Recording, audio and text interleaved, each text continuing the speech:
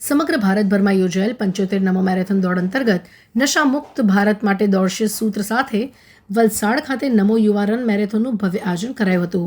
આ મેરેથોન વડાપ્રધાન નરેન્દ્રભાઈ મોદીજીના જન્મદિન નિમિત્તે આયોજિત સેવા પખવાડિયા કાર્યક્રમનો મહત્વનો ભાગ રહી હતી। વલસાડના તીતલ ખાતે યોજાયેલા મેરેથોનનું ઉદ્ઘાટન ગુજરાત રાજ્યના નાણામંત્રી કનુભાઈ દેસાઈના અધ્યક્ષસ્થાને થયું હતું। આ પ્રસંગે જિલ્લા ભાજપ પ્રમુખ હેમંતભાઈ કંસારા, ધારાસભ્યો ભરતભાઈ પટેલ, જીતુભાઈ ચૌધરી, અરવિંદભાઈ પટેલ, જિલ્લા ભાજપ મહામંત્રી કમલેશભાઈ પટેલ, શિલ્પેશભાઈ દેસાઈ, નગરપાલિકા પ્રમુખ માલતીબેન ટંટેલ, જિલ્લા યુવા મોરચા ભાજપ પ્રમુખ સ્નેહલભાઈ દેસાઈ સહિત અગ્રણીઓ ઉપસ્થિત રહ્યા હતા। વલસાડ જિલ્લાના સેંકડો યુવાનો તથા નાગરિકોએ ઉત્સાહભેર મેરેથોનમાં ભાગ લીધો હતો। વિજેતા યુવાનોને નાણામંત્રી કનુભાઈ દેસાઈના હસ્તે પારિતોષિક અને પ્રમાણપત્ર આપી સન્માનિત કરવામાં આવ્યા હતા।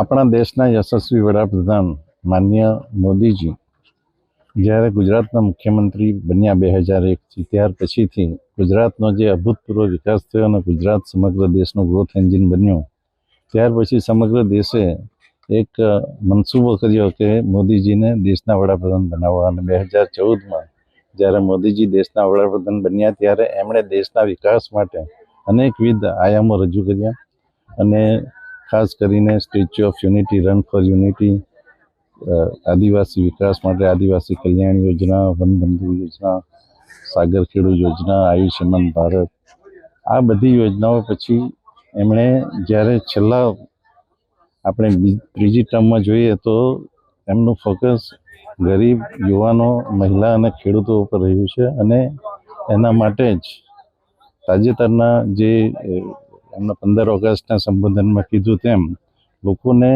લાભ થાય એ માટે જીએસટીના કાયદામાં ઘણા બધા સુધારા કર્યા અને એનો લાભ 140 કરોડની જનતાને મળ્યો।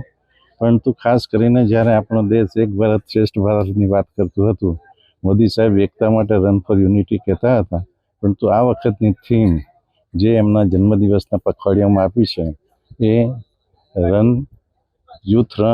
નમો યુથ રન ફોર નશામુક્ત ભારત।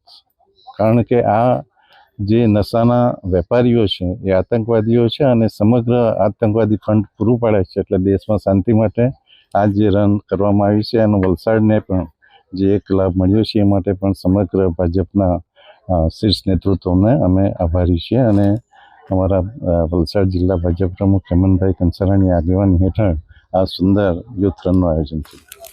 જો કે ખૂબ મોટી સંખ્યામાં વરસાદ હોવા છતાં પણ હજારોની સંખ્યામાં યુવાનો જોડાયા, ખૂબ ઉત્સાહપૂર્વક દોડ્યા અને નરેન્દ્ર મોદી સાહેબ માટે જે યુવાનોની લાગણી છે ત્યાં જે ખબર પડી કે મેક્સિમમ અહીંયા ઝેનઝી જનરેશન જે કહેવાય છે તે ઝેનઝી જનરેશન હતું, જે એટલે ખૂબ મોટી સંખ્યામાં યુવાનો જોડાયા છે। અને જેમ આખા સમગ્ર ભારતમાં 75 જગ્યા પર જે કાર્યક્રમનું આયોજન કરવામાં આવ્યું એમાંનું એક આપણું વલસાડને સ્થાન આપવામાં આવ્યું। તેથી એ પણ ખબર પડે છે કે વલસાડ પર શ્રેષ્ઠ નેતૃત્વને પૂરેપૂરો ભરોસો છે અને એ આ આપણી પ્રજાએ અને આપણા યુવાનોએ, આપણા સૌ દોડાઈઓએ સાબિત કરીને પુરવાર કર્યું છે।